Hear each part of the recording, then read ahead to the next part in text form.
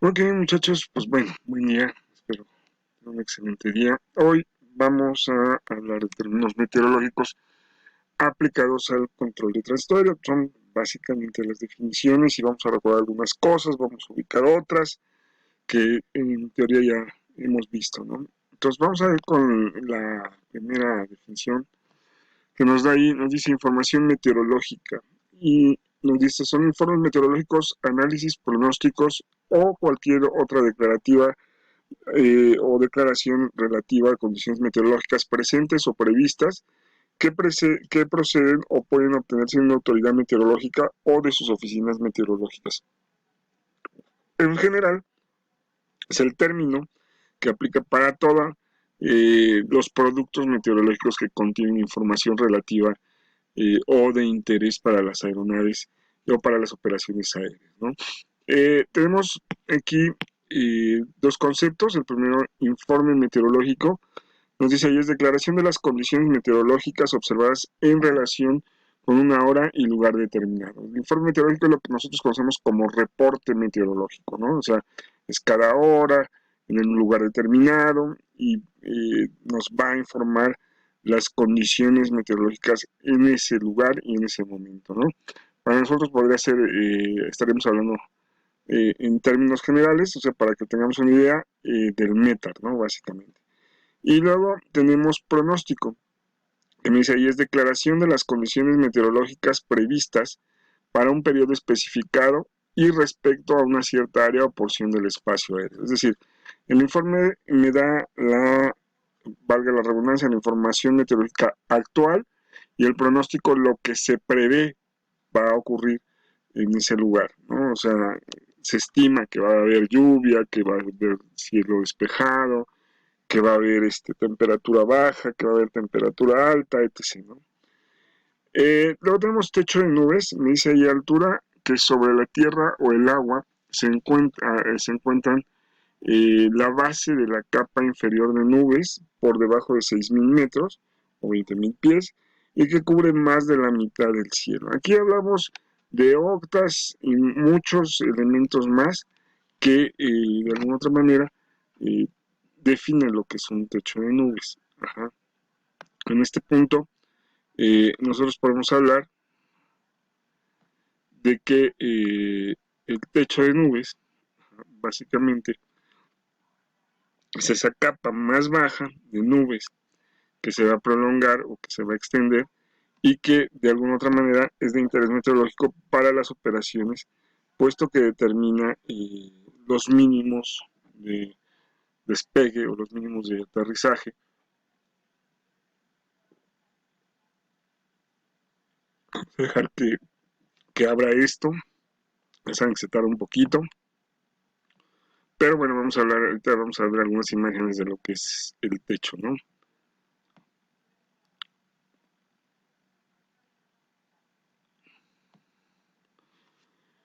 Mientras sabe, vamos a ver la siguiente, que es visibilidad.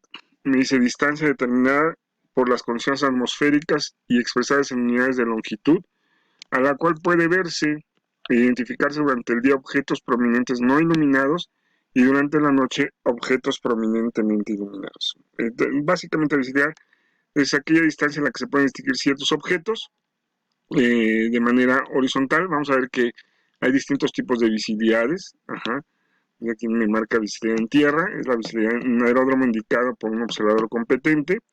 La visibilidad en vuelo es la visibilidad hacia adelante medida desde el puesto de pilotaje de una aeronave en vuelo. Ajá. Y vamos a ver que les digo, hay distintos tipos de visibilidades, ¿no? De entrada, bueno, el techo de nubes, bueno, es esta parte que nosotros aquí abajo, que cubre el cielo, que cubre la tierra, pero la capa más baja, ajá, es lo que se conoce como techo de nubes. Ahora, no es cualquier capa, porque podría ser eh, algunas nubes o un medio nublado, no. Aquel nublado o cerrado más bajo es el que se considera como techo. Ojo, nublado o cerrado. En este caso, si es un medio nublado, no es un techo de nubes, ¿no?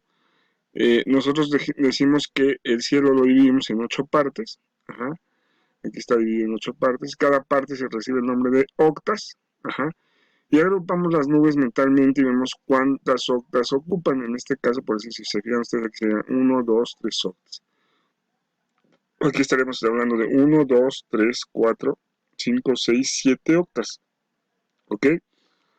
Ahora, esto determina si es despejado o medio nublado o nublado, ¿no? O sea, de 0 octas es despejado, 1 octa son algunas nubes, ajá, 2 octas es un poco nublado, medio nublado, 3 octas un medio nublado, 4 octas ya es nublado, 5 octas nublado, 6 octas es nublado, 7 octas muy nublado y 8 octas es cerrado. En este punto, nosotros tenemos que la visibilidad, a ver, vamos a ver por acá,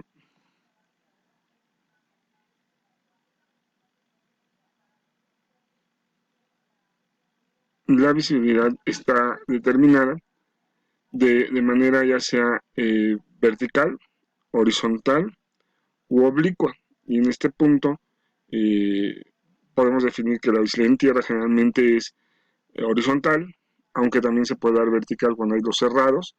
Y la visibilidad en vuelo puede ser vertical, ajá, horizontal y oblicua, ¿no? Aquí tenemos visibilidad horizontal es esta, que es la visibilidad en vuelo. Esta es la visibilidad oblicua. Y en este caso, nos dice que en vuelo se observa a menudo una capa brumoso gris debajo del avión a una altura variable de 1500 a 5000 pies, mientras que a nivel donde vuela el aire es límpido o limpio, la visibilidad oblicua es inferior a la meteorológica en superficie, pero la visibilidad horizontal es muy superior en el orden de las decenas de kilómetros, ¿no? Aquí tenemos la visibilidad vertical, la visibilidad oblicua y la visibilidad horizontal sería en este sentido. Tenemos también, bueno, la disminución de la visibilidad puede darnos de manera horizontal el margen para que puedan operar o no puedan operar las aeronaves, ¿no? En el caso de una aproximación, esta visibilidad y el techo de nubes, ajá, van a generar que yo pueda determinar cuál es la DH a la cual puedo determinar irme al aire si no veo la pista. Esto, bueno, va a ir en función al tipo de radioayuda, ¿sí? Pero por si me da la relación entre techo de nubes, ajá, y visibilidad, me da los mínimos de la DH, que es la altura de decisión, o la de MDH, ¿sí? Dependiendo mucho el tipo de aproximación que se vaya a usar y el tipo de equipo que se esté usando para esa aproximación, ¿no? En este punto tenemos que la visibilidad siempre va a estar determinada de manera clara y concisa, ¿no? O sea, aquí en millas terrestres se da la distancia, ¿no? Vamos a tener también la otra definición, que es alcance visual de pista. Me dice, es la distancia máxima en la dirección de aterrizaje a la cual la pista o las luces o balizas especificadas que la delimitan pueden verse desde una posición situada por encima del punto determinado en el eje de la pista a una altura correspondiente al nivel medio o que queda a la vista del piloto en la toma de contacto. Se considera que una altura de 5 metros 16 pies corresponde satisfactoriamente al nivel medio a que queda a la vista del piloto en la toma de contacto. En la práctica, el alcance visual en la pista no puede medirse directamente desde un punto especificado en la definición, sino que es una evaluación de lo que un piloto vería desde ese punto, ¿no? O sea, desde donde él está. De hecho, tenemos equipos medidores que se encargan de alguna otra manera de determinar cuál es la distancia a la cual se puede distinguir la pista, ¿no? Simplemente, ¿no?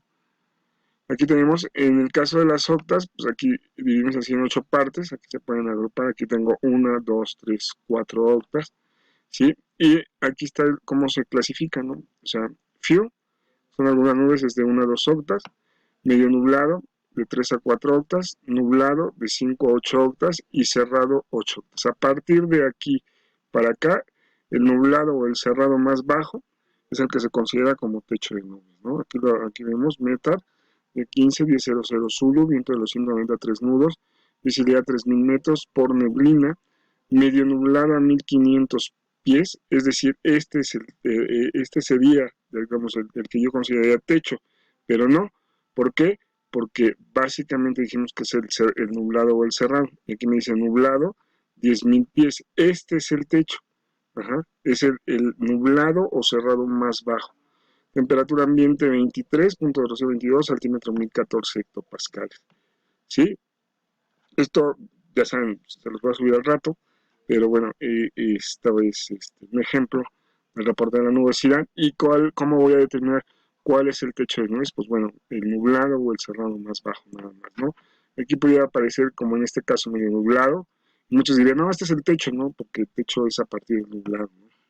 O se considera a partir del nublado. En el caso de los sistemas de RBR son estos. Con eso se determina el alcance visual de pista, unos sensores que se colocan, y estos determinan, bueno, si la visibilidad es lo suficiente como para cerrar la pista o como para poder permitir que esté abierta, ¿no? Aquí nos dice RBR, es el alcance visual de pista, es un valor obtenido instrumentalmente que mide la distancia desde la cual el piloto de una aeronave que se encuentra sobre el eje de una pista puede ver las marcas de superficie de pista, las luces de eje de pista, y entonces podemos decir que el RBR es el rango visual horizontal y no el alcance oblicuo. El SBR es el Slant Visual Range, es el alcance visual oblicuo, ¿no? En este punto, nosotros podemos decir que es nuestro margen, ¿no? De si está cerrada o está abierta la pista, ¿no? Ya saben, sus preguntas, por favor, las dejan en el, ¿cómo se llama? En la parte de los comentarios para poder salir de dudas de cualquier condicionante, ¿no? Que tengan. Vamos a ver por aquí, por aquí, por acá. No está de este lado. Este es el RB, lo que se considera como RBR, ¿no? El alcance visual de pista. Ok. Bueno, entonces vamos a pasar a la siguiente, que es información SIGNET. Esto significa información significativa, ajá, meteorológica. Dice aquí es información preparada por una oficina de vigilancia meteorológica relativa al acaecimiento o probabilidad de que ocurra uno o más de los fenómenos siguientes. A nivel de crucero subsónico, lo que se reporta son área de tormenta activa, tormenta giratoria tropical, eh, giratoria tropical, línea de turbonada fuerte, granizo intenso, turbulencia fuerte, engelamiento fuerte, ondas orográficas marcadas, tempestad extensa de arena o polvo, y a niveles de vuelo transónico y de crucero, supersónico, se reporta turbulencia moderada o fuerte, cumulonimbus y granizos, ¿no? En este punto, esta es la parte de la información meteorológica que se maneja. Nosotros tenemos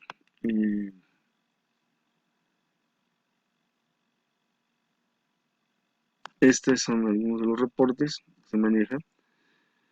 En el caso de la transmisión de aeronotificaciones especiales, tenemos el SIGMET y el AERMET. Se deben transmitir a la brevedad toda información relativa a erupciones volcánicas, meteorología adversa, nubes de sustancias tóxicas, radiactivas y o infecciosas, ¿no? Este es un formato de lo que nosotros conocemos como PIREP, que es Pilot Report Form. Es el Pilot Report. Y tiene que incluir los siguientes datos en esta orden: la localización, la hora, la altitud a nivel de vuelo, el tipo de aeronave que está reportando, la condición de cielo, la cobertura de cielo, la visibilidad las condiciones meteorológicas en vuelo, la temperatura, el viento, la turbulencia, el hielo y cualquier otra nota adicional. Eso deberá incluir un PIREP, ¿no? Que es un reporte que hace el piloto en vuelo, ¿no? Básicamente. Aquí vamos a ver un ejemplo de un IREP, que es una notificación meteorológica en vuelo, No, aquí tenemos lo que vendría siendo los componentes que debe de tener una aeronotificación, ¿no? Aquí nos dice aeronotificación o AIREP, es producido por una aeronave y consta de un informe constituido de la posición junto a la información meteorológica y también puede incluirse información relativa a las operaciones. En este caso, los informes en los que se incluyen observaciones especiales de aeronaves se denominan aeronotificaciones especiales y en la mayoría de los casos constituyen base para la expedición del SIGMET o información meteorológica significativa. Los fenómenos que dan origen a una aeronotificación especial son los siguientes: turbulencia fuerte, engelamiento fuerte, este es hielo en las aeronaves, ondas orográficas fuertes, tormenta sin granizo, tormenta con granizo, tempestad de polvo, tempestad de arena fuerte, nubes de ceniza volcánica, actividad volcánica precursora de erupción o erupción volcánica, turbulencia moderada, granizo y nubes cumulonimbus, ¿no? Básicamente todo esto genera una aeronotificación.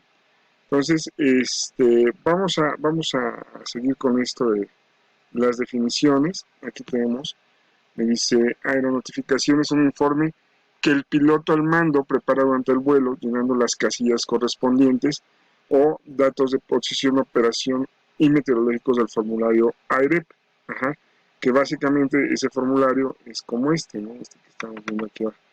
Como acá lo teníamos, ¿verdad? ¿Para qué le damos tanta vuelta? Por aquí andaba, por aquí andaba. Este es el formulario AIREP. Se me perdió. Pero bueno, el formulario es este, ¿no? Es este para los reportes de piloto, ¿sí? O de alguna otra manera, bueno, los vamos a tener como esto, ¿no? Estos son ejemplos de un SIGMET. Ajá, ajá. Aquí me dice: primer mensaje SIGMET expedido por la Oficina de Vigilancia Meteorológica de Madrid. Ajá, afecta a la región de información de vuelo, la región de información superior, y me dice aquí que hay tormentas con granizo frecuentes. El pronóstico, ajá, se pronostican al oeste de la estación de Galicia y hay nubes con cúspides a 39.000 pies, y de alguna otra manera pues estas están decreciendo, ajá, están bajando en su intensidad y en su tamaño, ¿no? Eso es básicamente lo que hay. Luego tenemos aquí, me dice punto de notificación, dice lugar geográfico especificado con referencia al cual una aeronave puede notificar su posición. Ya lo habíamos visto por ahí, son los famosos puntos de reporte, ¿sí? Acuérdense que hay puntos de reporte obligatorio y no obligatorio. Ajá. De alguna otra manera, estos quedan representados en las cartas. Tenemos por aquí alguno. Estos son los puntos de reporte. Ajá, estos tenemos aquí, esos triangulitos que se marcan en la carta. Hay no obligatorios, como son estos que están en color oscuro.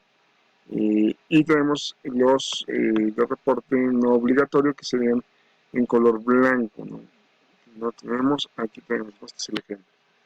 Aquí por decir tengo Roba, que es un punto de reporte obligatorio, y Bismu, Tusba, Forno, Finam, que son puntos de reporte no obligatorio. Barco es obligatorio, Ralup, Malibu, Narvo, pero bueno, ya hablaremos de estos ya con específicamente cómo se clasifican, cómo se catalogan, ¿no? Luego tengo aquí permiso de control de tránsito aéreo. Dice esa autorización para que una aeronave proceda en condiciones especificadas por una dependencia de tránsito aéreo. Recordemos que aquí estos permisos solo se expiden cuando la dependencia da servicio de control de aeródromo, ¿no? O de control de tránsito aéreo, perdón. Ajá. Y cuando dan servicio de información, cuando dan servicio de aseguramiento, pues no me van a dar permisos de control de tránsito aéreo. Estos permisos tienen un límite. Ajá, aquí me dice el límite de permiso es el punto hasta el cual se concede a una aeronave permiso de control de tránsito aéreo. Suena muy lógico, ¿no? Tengo aquí hora prevista de aproximación, es hora a la que el ATC prevé que una aeronave que llega después de experimentar una demora abandonará el punto de espera para completar su aproximación para aterrizar. La hora a que realmente se abandone el punto de espera dependerá básicamente del permiso de aproximación.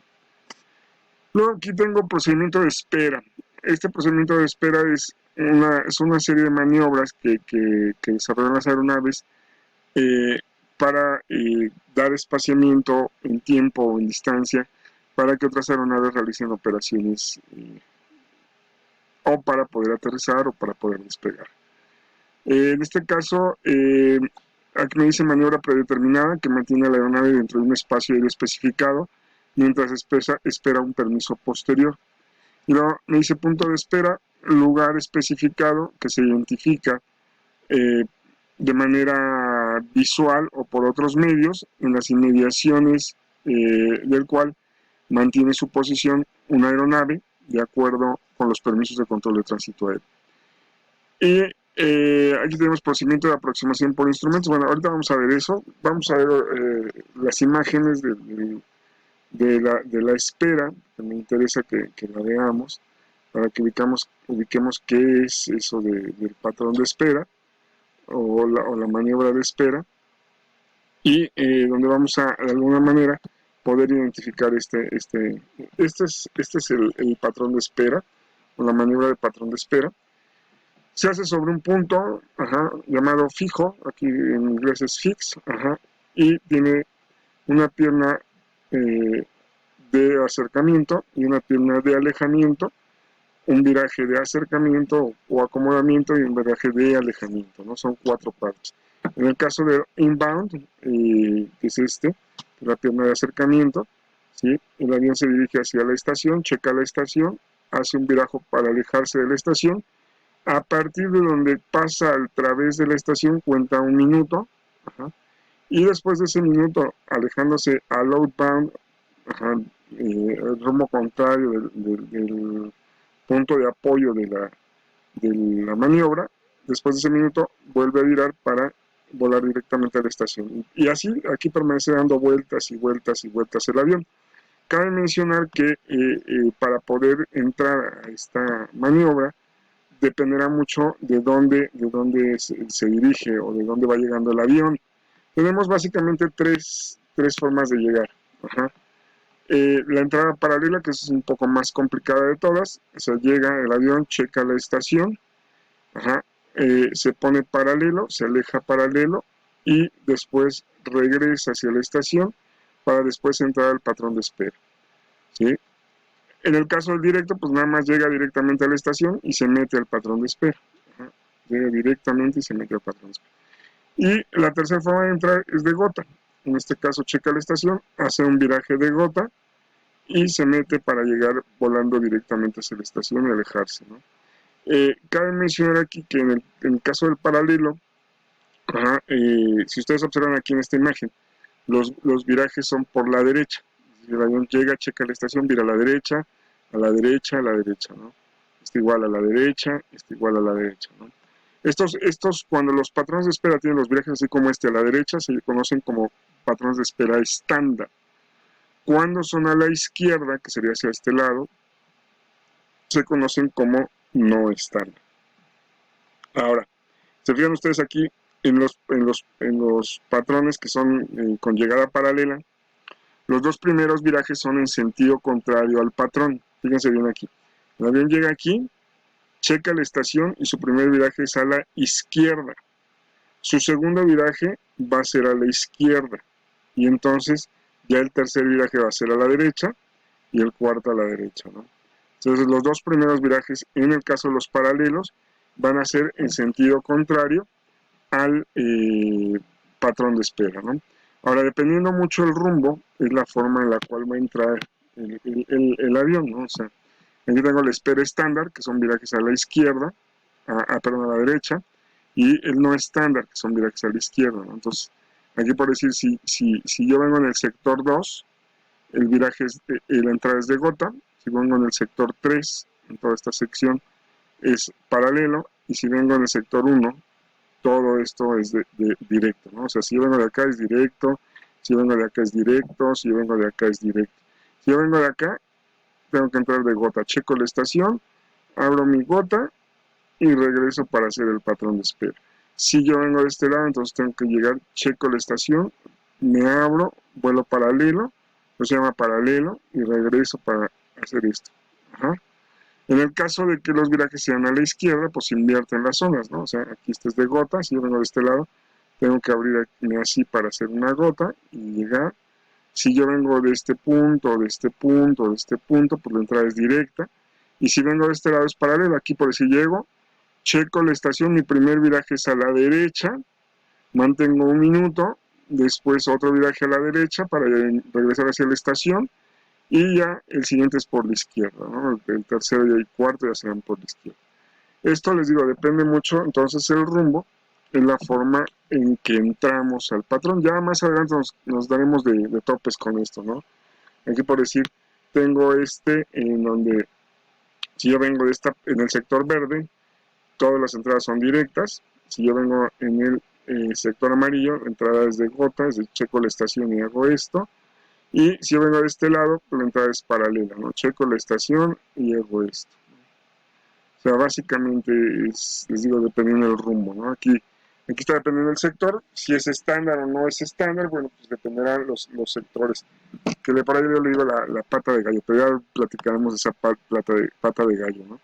En este caso, este sería el sector de gota, el sector de paralelo y el sector de directo, ¿no? Esto con virajes a la derecha, con virajes a la izquierda, que es un patrón no estándar, pues se invierte, ¿no? Este sería el sector de gota, este sería el sector de paralelo y este sería el sector de directo.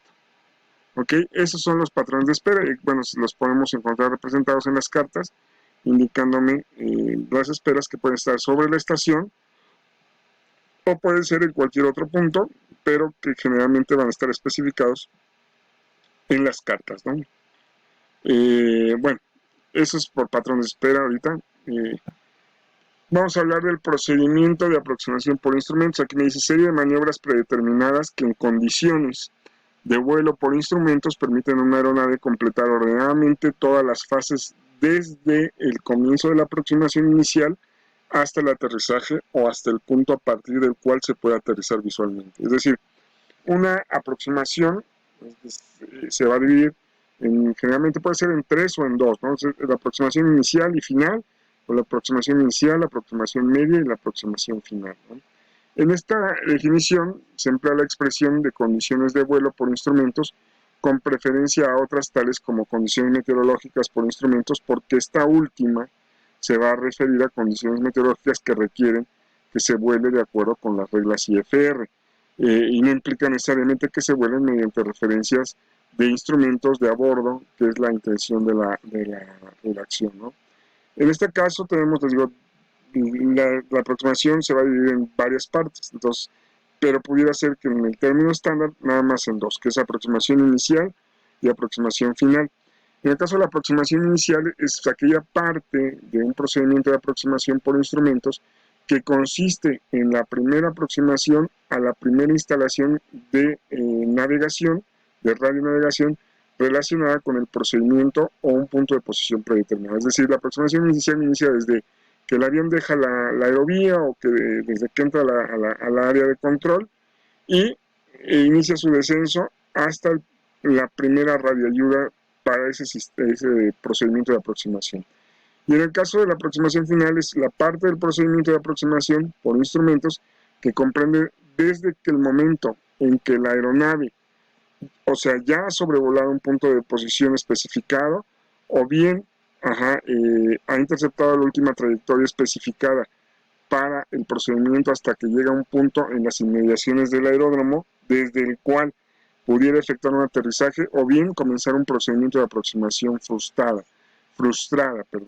En este caso, eso vendría siendo la aproximación final, es decir, desde el punto en donde ya vira para poder aterrizar o llega hasta el punto en donde puede volverse a ir al aire por condiciones que pudieran afectar la aproximación. Ok, dentro de los procedimientos de aproximación por instrumentos, uno de los parámetros, una de las definiciones más importantes, o bueno, de las más importantes es la altura de decisión. Aquí nos dice que altura de decisión es aquella altura específica a la cual debe iniciarse una maniobra de aproximación frustrada si no se ha establecido la referencia visual requerida para continuar la aproximación para aterrizar. La altura de decisión puede referirse a planes de comparación tales como el nivel medio del mar, o MSL, que ya sabemos que es Medium Sea Level, la elevación del aeródromo, la elevación del umbral de los primeros 900 metros o 3000 pies de la pista, según lo especifica la autoridad competente. En este caso, la referencia visual requerida significa aquella sección de las ayudas visuales o del área de aproximación que debiera haber estado a la vista durante el tiempo suficiente para permitir que el piloto haga una evaluación de la posición de la aeronave y de la rapidez del cambio de posición en relación con la trayectoria nominal de vuelo. Y en este caso también es esencial que el cálculo de la altura de decisión se tenga en cuenta el límite de franqueamiento de obstáculos, el rendimiento de la aeronave y de los sistemas de aproximación y de aproximación frustrada, ¿no? ¿Qué es eso de la aproximación frustrada? Bueno, pues es un procedimiento que debe seguirse si después de una aproximación por instrumentos no se efectúa el aterrizaje y ocurre generalmente o cuando la aeronave ha descendido hasta la altura de decisión y no ha establecido un contacto visual o con la pista, o bien cuando el control de tránsito aéreo indique que debe hacer un ascenso brusco para dar la vuelta, ¿no? Ojo, generalmente, bueno, esto aplica en el caso de el DH, aplica para aproximaciones de precisión, o sea, aquellas aproximaciones que utilizan un sistema de aterrizaje por instrumentos. En el caso de una aproximación de no precisión en la cual se utilice una radio de tipo BOR o se haga una aproximación visual, ahí no se conoce como DH, sino se conoce como MDA. Ajá. MDA es aquella aproximación, ajá, que básicamente pues no requiere de una DH. Aquí me dice aproximación visual, dice la aproximación en un vuelo IFR cuando cualquier parte o la totalidad del procedimiento de aproximación por instrumentos no se completa y se realiza mediante una referencia visual con respecto al terreno. Básicamente, les digo, es cuando se requiere de ese contacto visual. Luego tenemos viraje reglamentario, dice maniobra que consiste en un viraje desviándose de la trayectoria designada, seguida de otro en sentido contrario, ejecutando ambos virajes de forma tal que la aeronave corte la trayectoria designada y pueda seguir en dirección opuesta. Los virajes reglamentarios se designan a la izquierda o a la derecha según el sentido en que se haga el viraje inicial, como sigue. Viraje reglamentario a la izquierda, viraje reglamentario iniciado con un viraje hacia la izquierda y posteriormente el siguiente a la derecha para regresar en el sentido contrario, ¿no? El viraje reglamentario a la derecha básicamente se inicia con un viraje hacia la derecha y el siguiente será por la izquierda para volar en sentido contrario. Pueden designarse como viraje reglamentario los que se hacen ya sean en vuelo horizontal o durante el descenso según las circunstancias de cada procedimiento de aproximación por instrumentos. La única restricción es que no se inflijan los márgenes verticales sobre los obstáculos.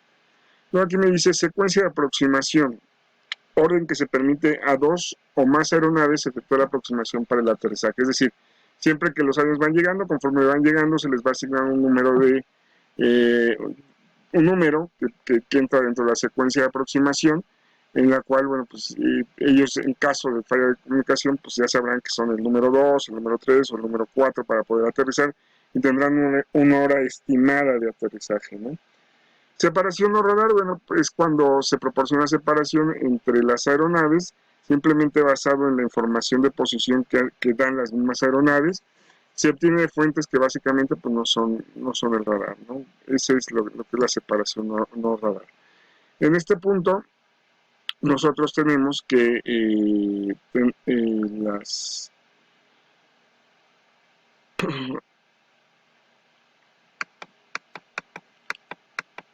Las aproximaciones tienen distintas altitudes a las cuales el avión tiene que irse al aire. Si por decir esta no es de no precisión, es un NDB, la que se utiliza son 450 pies. Un BOR que tampoco es de no precisión, 370 pies, y así va, dependiendo la precisión que tenga la radioayuda, que se usa como punto de apoyo para el aterrizaje, pues será la altura de decisión. Es decir, aquí por decir este avión, si es un ND, pues tendrá que volar, llegar a los 450 pies y tener contacto visual con la pista. Si no lo tiene, pues tendrá que irse al aire, ¿no? En cambio, si utiliza un SABAS o un APB-1, que es de precisión, puede bajar hasta 231 pies y de aquí si alcanza a distinguir la pista, pues adelante. Si no alcanza a distinguirla, pues se va al aire. Hay sistemas de aterrizaje por instrumentos que categoría 3, que básicamente, por ahí lo vemos en comunicaciones, que básicamente pues te llevan hasta el piso, ¿no? O sea, no necesitas una altura de decisión para poder determinar si te vas al aire o no te vas al aire, ¿no? En este caso, nosotros tenemos, por decir, los mínimos de aterrizaje se clasifican de acuerdo a la categoría del ILS, donde los equipos terrestres deben tener la capacidad de guiar a la aeronave en forma segura hasta una altura definida. Por decir aquí, los categoría 1, la DH es aquí, los categoría 2, la DH sería acá, y los categoría 3, la DH sería hasta acá, y incluso hasta la pista, ¿no? Dependiendo si es 1, 3 alfa, 3 bravo, 3. Aquí por decir, también tenemos que, por decir aquí los tenemos en categorías. Mínimos meteorológicos de ILS, 200 pies sobre el nivel del terreno, above ground level, y sería 2400 pies o 600 metros, RBR 1800 pies, y aquí la DH es de 200 pies. Aquí en la categoría 2 es de 100 a 200 pies, en la categoría 3 alfa de 50 a 100 pies, y en la categoría 3 bravo, que es la más alta, es de 0 pies a 50 pies. O sea, aquí no tenemos ni siquiera DH. La DH más baja es de 50 pies, ¿no? Entonces, la categoría básicamente 3 Charlie, pues si ustedes se fijan, la DH no existe y el RBR tampoco, ¿no? Esa es la que te lleva directamente a la pista. En este caso, las DHs dependerán mucho de la categoría del sistema de aterrizaje o del sistema de aproximación que se utilice, ¿no? En este punto, aquí por decir, si un avión viene bajando, es categoría 1, pues llegará a los 200 pies y no ve la pista, vamos para arriba, ¿no? Haciendo nuestra aproximación frustrada. En el caso de las categorías 2, llega a los 100 pies y no ve la pista, se va al aire, ¿no? En este caso, en la categoría 3 alfa, si llega a los 50 pies, entre los 100 y los 50 pies, y no ve la pista, se va al aire. Y en la categoría 3 bravo, pues pues hasta el piso. O sea, no tenemos tanto lío. Les digo, básicamente esta información, pues bueno, va a venir en las cartas de navegación, y aquí les especifica, por decir, me muestra aquí el ILS, y me dice aquí en qué nivel yo tengo que irme al aire. Aquí por decir me da el procedimiento de aproximación fallida en este punto, ¿sí? Aquí en el ILS. En caso de aproximación fallida, esta es la trayectoria que yo tengo que hacer para regresar al BORD y establecerme en la espera publicada. En este caso, aquí por decir me muestra IAF, que es el punto fijo de aproximación inicial, que es aquí, y aquí va a continuar para hacer esto, meterse hacia adentro, ¿no? En este punto, si ustedes se fijan, aquí me dice categoría del ILS, y aquí me da los mínimos que yo requiero para poder aterrizar, ¿no? En este caso, no puedo bajar por debajo de 272 pies, o en este caso la DH está en 200 pies, ¿no? Básicamente las cartas, o sea, aquí es donde vamos a encontrar toda la información. Más adelante vamos a ver cómo se leen para que ustedes tengan una referencia real de estos elementos. ¿Okay? Aquí están los niveles de crucero. Nosotros ya sabemos que si volamos en altitudes que van comprendidas, si voy a volar un rumbo que está comprendido entre 00 y 179, mis altitudes a volar son impares. Si voy volando VFR serían impares más 500. En el caso de los, si voy a volar de 180 a 359, voy a, o de 180 a 359 grados, son altitudes pares, y si son VFR serían altitudes pares más 500, ¿no?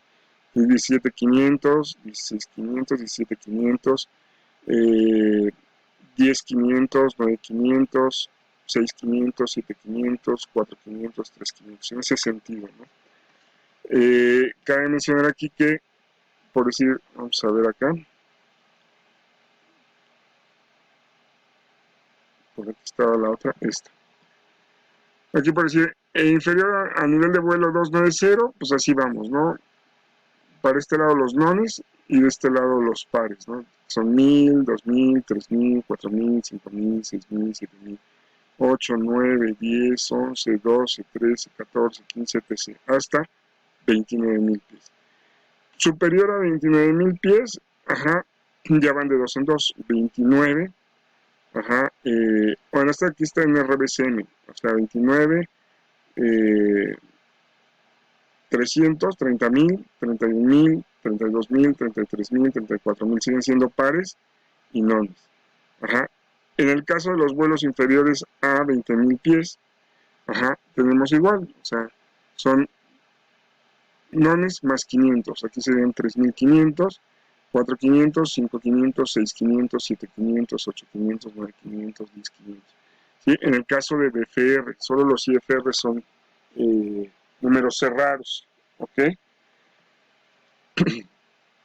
Aquí me dice diversos. Por ahí, porque debe de decir, se le pasó, se saltó unos allá arriba, que no, ahí voy para allá. Las fases de emergencia, ¿no? Estas las vamos a ver detalladamente en un capítulo del manual, pero bueno, de alguna otra manera vamos a definirlas desde ahorita. Aquí me dice fase de emergencia, dice expresión genérica que significa, según el caso, ajá, una fase de alerta, una fase de peligro, una fase de incertidumbre. En este caso, la fase de incertidumbre se da cuando hay una situación en la cual existe duda acerca de la seguridad de la aeronave y de sus ocupantes, ¿no? O sea, no sabemos qué pasó con ellos, qué onda, qué rollo. O sea, entonces es una fase de incertidumbre. En el caso de la fase de alerta, ya es una situación en la cual ya se abriga el temor por la seguridad de las aeronaves y de sus ocupantes, porque de alguna otra manera pues ya tenemos la certeza de que están en riesgo, o porque ya nos informaron, o porque el mismo avión ya alertó, ¿no? Y tenemos que en este caso, para la fase de incertidumbre, la palabra clave que se utiliza es INCERFA. Ajá. En el caso de la fase de alerta, la palabra clave es alerfa. Uh-huh. Y por último, pues, tenemos la fase de peligro. Es una situación en la cual ya existen motivos justificados para creer que una aeronave tiene problemas y sus ocupantes están amenazados por un peligro grave e inminente, y ya es necesario darle auxilio inmediato porque pues, se prevé por condiciones que ya pudo haber hecho un aterrizaje forzoso o tuvo algún accidente, ¿no? En este caso la palabra clave, suena medio raro, es D3. Ajá. Y ya más adelante vamos a ver en el capítulo específico de esto cómo se declara cada una de las fases y qué se hace en cada una de las fases, ¿no? Pero valga, ahorita las fases de emergencia se dividen en tres: fase de incertidumbre o INCERFA, fase de alerta o alerfa y fase de peligro o de tresfa. ¿Ok? Esas son las fases de emergencia que tenemos. Parecía que me las había saltado, pero no, lo que pasa es que iba siguiendo lo de la aproximación y todo este rollo, ¿no?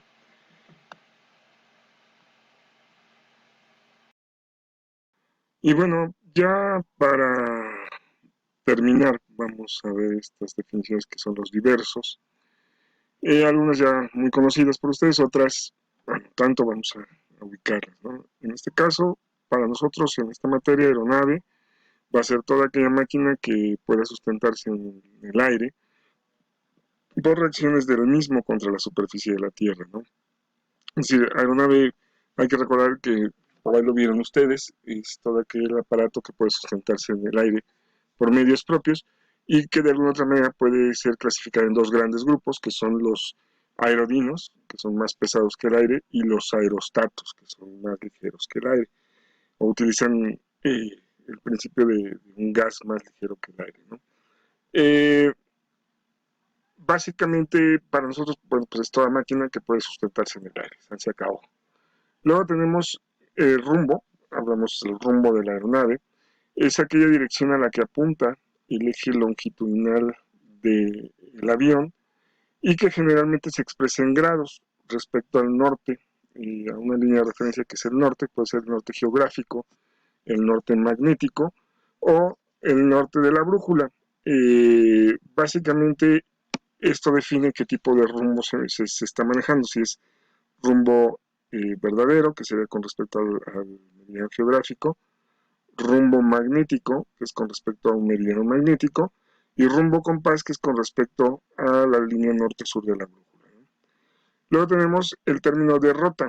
Nos dice ahí, derrota es la proyección sobre la superficie terrestre de la trayectoria de una aeronave, cuya dirección en cualquier punto se expresa generalmente en grados a partir del norte geográfico, magnético o de la cuadrícula. De la cuadrícula hablan desde el mapa, ¿no? En este caso, para nosotros, derrota es la trayectoria intentada, es decir, lo que el avión busca lograr, lo que se traza en la carta, en la ruta. Y obviamente, bueno, si no hay viento, pues la derrota va a ser igual que la trayectoria, que es el movimiento real sobre el terreno del avión o sobre el plano horizontal. Pero como hay viento, bueno, pues generalmente la derrota no coincide con la trayectoria y es aquí donde se tiene que alterar el rumbo, ajá, para corregir por deriva el, el, la trayectoria, ¿no?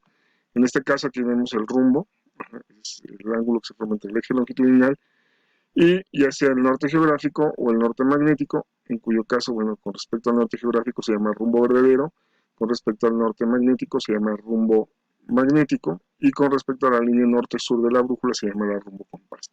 Aquí tengo la derrota, es la línea que une, por decir, el punto A con el punto B.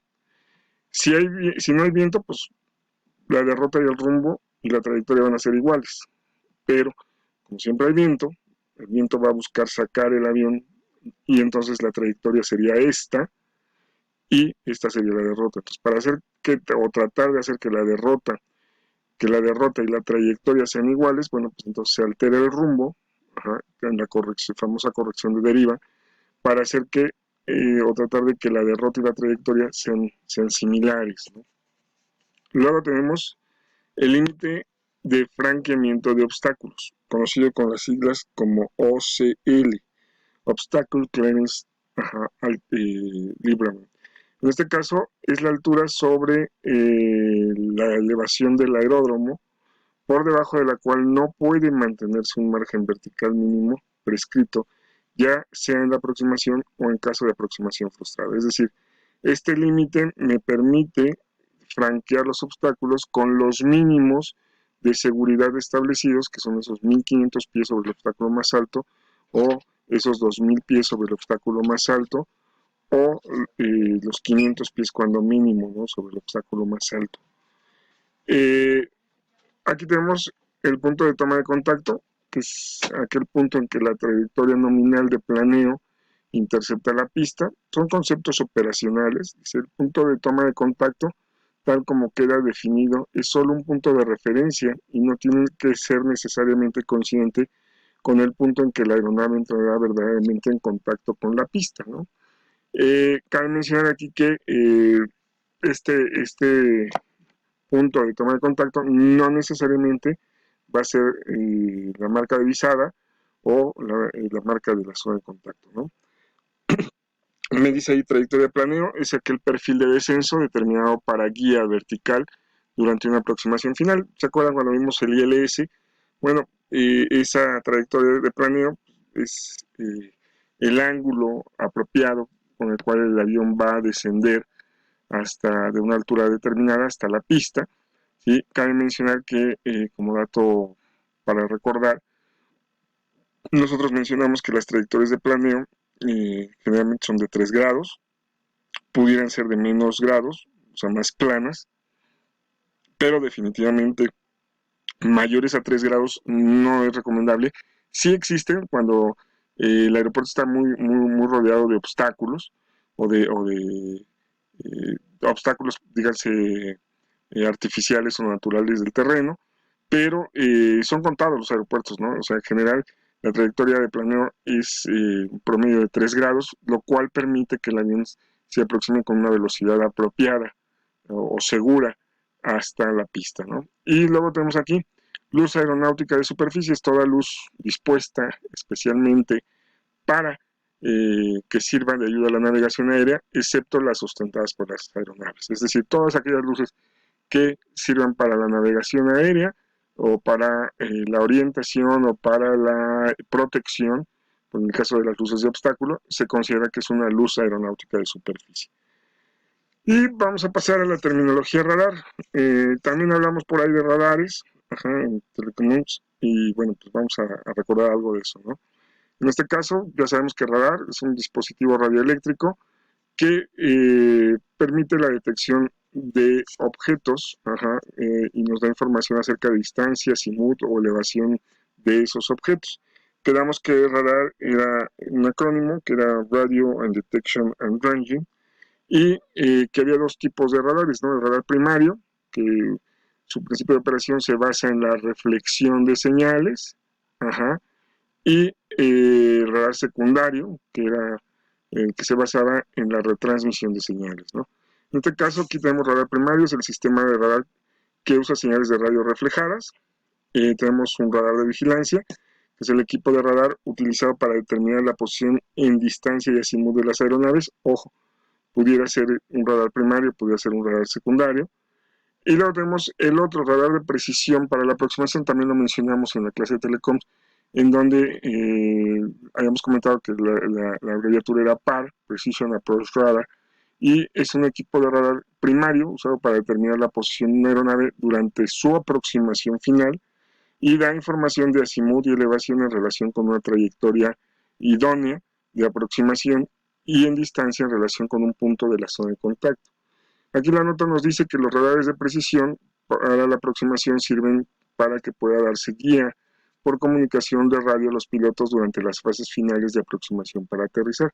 Veamos que bueno, son radares muy caros, que no siempre en todos los lugares hay, y que pues de alguna otra manera pues también ya se están quedando con los nuevos sistemas en carácter de obsoletos, ¿no? Aquí tenemos el radar secundario que ya comentábamos, un sistema de radar en el cual la señal radioeléctrica transmitida por la estación radar inicia la transmisión de una señal radioeléctrica de otra estación. Acuérdense que en el caso del primario, volvemos a repetirlo, es por reflexión de señales y en el caso del secundario es por retransmisión de señales. Es decir, aquí la señal se envía en el radar secundario, hay una pregunta, se recibe en el avión hay un equipo llamado respondedor que regresa una respuesta y esa es recibida en la antena y presentada en la pantalla radar.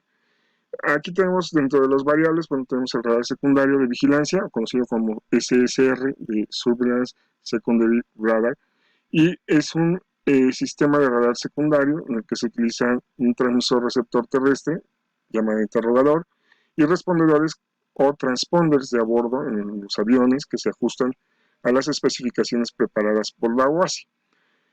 Tenemos que estos radares tienen el modo SSR, que es letra o número de asignado a un espaciado específico. En este caso, da impulsos de las señales de interrogación transmitidas por el interrogador. Existen 4 modos, A, B, C y D, y corresponden a 4 espaciados diferentes de impulsos de interrogación. Cabe mencionar que bueno, las claves SSR son números asignados a una determinada señal de respuesta de impulsos múltiples transmitidas por un respondedor, es decir, una clave asignada a cada avión que consta de 4 dígitos, ya lo hemos platicado, y que bueno, aparte tenemos por ahí 4 dígitos, 3 claves, perdón, que son relativas a la regularidad a la seguridad, perdón, de las aeronaves, que en este caso son el 7700 para el caso de emergencia, 7600 para el caso de falla de comunicación y 7500 para el caso de interferencia ilícita, ¿no?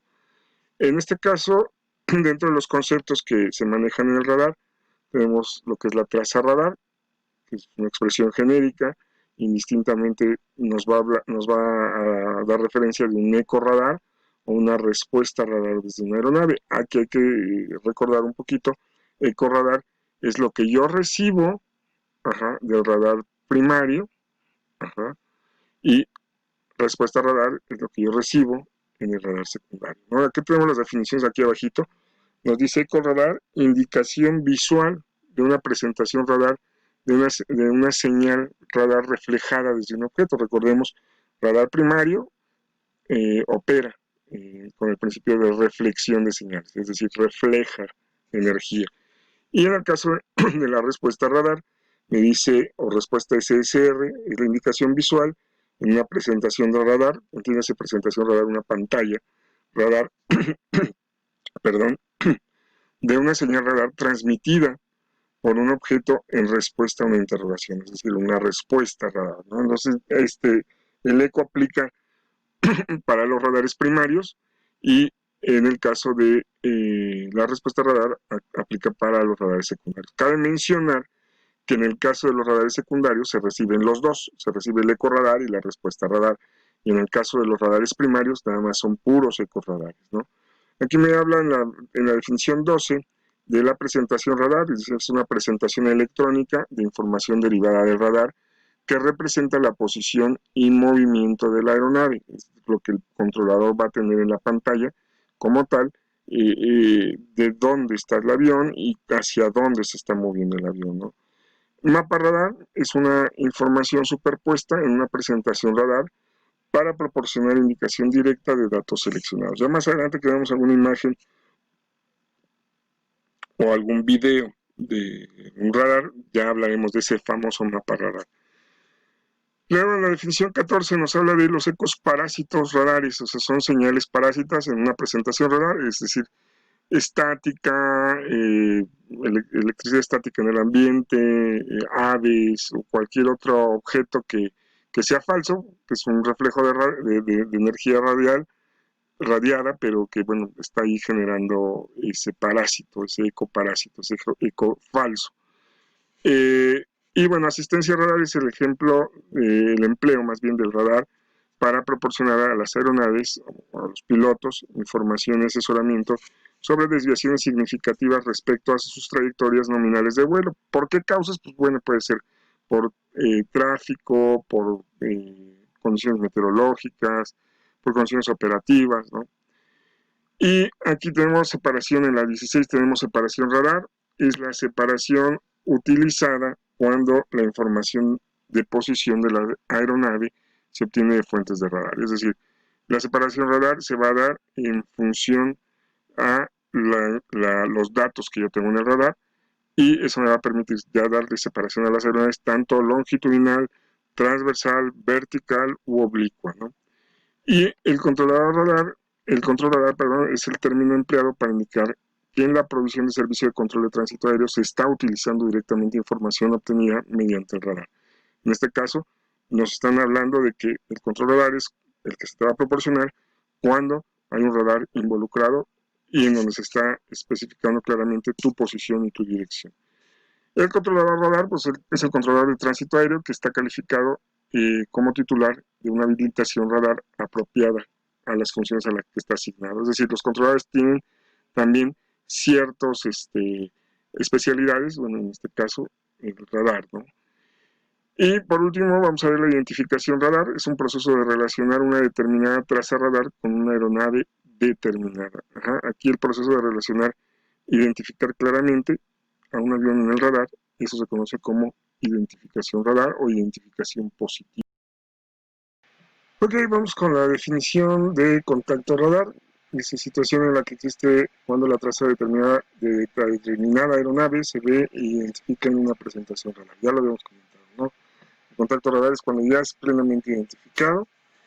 Tenemos guía vectorial radar, es el suministro de las aeronaves de una guía para la navegación en forma de rumbos específicos basados en la observación y la presentación radar. Aquí es cuando el controlador te da lo que llaman vectores. Ajá. En términos coloquiales es un vectore y es una guía rumbo, incluso en algunas ocasiones en velocidad, para poder llegar a un punto, para poder acortar alguna distancia, eh, de alguna otra manera para ir haciendo el tráfico más fluido. Y por último, bueno, aquí tenemos 22, que es la aproximación radar. Es una aproximación ejecutada por una aeronave bajo la dirección del controlador radar. Es decir, el controlador va a supervisar, va a informar y va a controlar de alguna otra manera, de forma específica, ajá, y al piloto para que él pueda hacer una aproximación más segura. Bueno, básicamente hasta ahí vamos a terminar. Son las definiciones principales que hemos estado recorriendo en estas 3 clases y que, bueno, de alguna otra manera requiero yo que ustedes pues estudien, ajá, para que lo vayan recordando, vayan familiarizándose. No necesito que realmente se las aprendan de pie a pa, pero sí que por lo menos si hablamos de una altitud de transición, sepan que es una altitud de transición, sepan que es una elevación, sepan que es o recuerden que es una altitud o una altura. Entonces, sí es importante, por favor, que le den un buen repaso. Hay gente que me dice, oye, ¿por qué el manualito tan viejito, no? Bueno, o tan chuequito. Bueno, pues es que la base es la base, ¿no? Ya después, cuando entremos a procedimientos, ya veremos en otro tipo de manual, pero estas son la base de todo. Y alcance visual de pista o RBR es aquí en China es lo mismo, ¿no? Y de alguna otra manera, pues es la definición lo más sencillo posible, ¿no? Creo que estas son las definiciones más sencillas de alguna otra manera. Entonces, ya saben, les dejo su material de imágenes en el Classroom y pues hay que ponerse a estudiar. Ya el día de mañana hablaremos sobre el capítulo 2, que es reglamento del aire. Por ahí alguien no tuvo problemas para poder bajar el manual o para poder leerlo. Si tienen problemas avísenme y bueno, buscaremos la manera de subirlo a Google Drive y en Google Drive compartir el link para que puedan descargarlo y para que puedan de otra manera tenerlo, ¿no? Porque sí lo vamos a usar bastante. Entonces, que tengan un excelente día, estudien, no hemos tenido Cahoots, ya vienen los Cahoots, entonces sí necesito que estudien mucho, por favor. También por ahí habrá algunos videos anexos a las videoclases, pero yo ya les avisaré en su momento. ¿Sí? Que tengan un excelente día, nos vemos mañana y recuerden pasar lista, por favor. Cualquier comentario, por favor, ya saben los canales adecuados. Que tengan un excelente día.